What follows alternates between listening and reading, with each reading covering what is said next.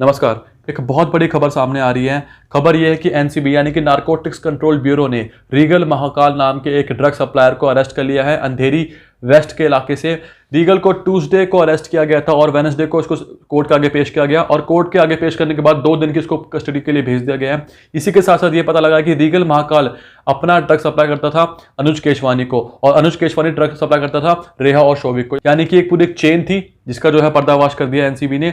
और अनुज केशवानी मैं बता दूं आपको कि वो पहले से ही एनसीबी की गिरफ्त में है और अब रीगल महाकाल को भी अरेस्ट कर लिया गया एनसीबी ने। तो ये एक बहुत बड़ी खबर है, ये एक बहुत बड़ा स्टेप है जो एनसीबी ने लिया है कि जो बहुत बड़े बड़े सप्लायर्स हैं उनको जो है गिरफ्त में ले रही है एनसीबी। और जो मलाना हैश क्रीम मिली है रीगल महाकाल के पास से उसकी मार्केट वैल्यू करीब 4000 प्रति 10 ग्राम है, यानी कि बहुत भारी मात्रा में ये क्रीम मिलती है। और मार्केट वैल्यू जो इसकी बाहर ग्लोबली वैल्यू है वो तो कई ज़्यादा है इससे।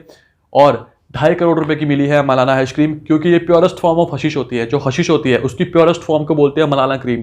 इसकी वैल्यू बहुत ज़्यादा होती है। हम जैसे आप जैसे लोग तो इसको यूज़ करेंगे भी नहीं बिकॉज हमें करना भी नहीं है, लेकिन जो बड़े बड़े लोग होते हैं जिनमें बहुत पैसा होता है वो इस क्रीम का इस्तेमाल करते हैं बिकॉज उनके नशे भी बड़े बड़े होते हैं, बड़े लोगों के बड़े नशे होते हैं। जो ये रीगल महाकाल है ये बताया जा रहा है कि बहुत बड़ा सप्लायर है और इसका एक बॉस है, उसको भी अब एनसीबी बहुत जल्द गिरफ्तार करने वाली है। ये ऐसा होता है कि एक बॉस होता है, उसके ऊपर भी एक बॉस होता है, उसके ऊपर एक और बॉस होता है, तो ये पूरी की पूरी एक नेक्सस होता है। इस नेक्सस को तोड़ पाना बहुत मुश्किल है, लेकिन एनसीबी और समीर वानखड़े की टीम जो है इसको बखूबी कर रही है। इससे पहले मैं आपको बता दूं कि शोविक चक्रवर्ती को बेल मिल चुकी है 2 दिसंबर को और उससे पहले रेहा चक्रवर्ती को बेल मिल चुकी थी 7 अक्टूबर को। तो दोनों भाई बहन अभी बाहर है, बेल पे है। लेकिन बात सोचने वाली ये है कि जो धाराएं लगाई गई थी एनसीबी द्वारा शोविक और रेहा पर वो थी 27A की धारा, और 27A की धारा के तहत कम से कम 10 साल की सज़ा होती है। लेकिन जब 10 साल की सज़ा उसमें लिखी गई है उसके बावजूद भी 1 महीने में 3 महीने में बेल मिल जाना, इसका मतलब या तो फिर आपकी धाराएं गलत हैं या फिर आप कोर्ट में अपने बात ठीक से रख नहीं पा रहे हो, जब सुनवाई हो रही है तो आप पहुंच नहीं रहे हो। अगर धारा 27A लगी है जिसमें सज़ा का प्रावधान 10 साल का है तो 1 महीने में या 3 महीने में बंदा बेल पे आ जा रहा है या बंदी बेल पे आ जा रही है, इसका मतलब कहीं ना कहीं तो कुछ ना कोई लूप होल्स है जिसके तहत ये लोग बाहर आ जा रहे हैं।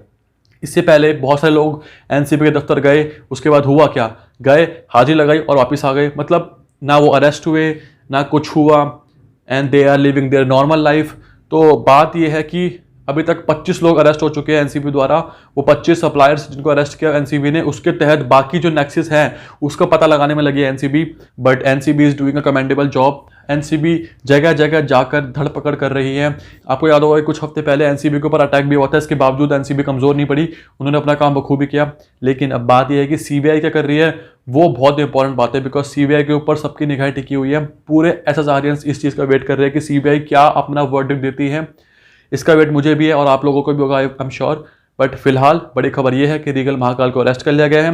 रीगल महाकाल को 2 दिन की कस्टडी के लिए भेज दिया गया है। अब देखते हैं कि रीगल महाकाल के थ्रू और कौन कौन से बड़े बड़े नेक्सस का पर्दाफाश होता है। तब तक के लिए धन्यवाद।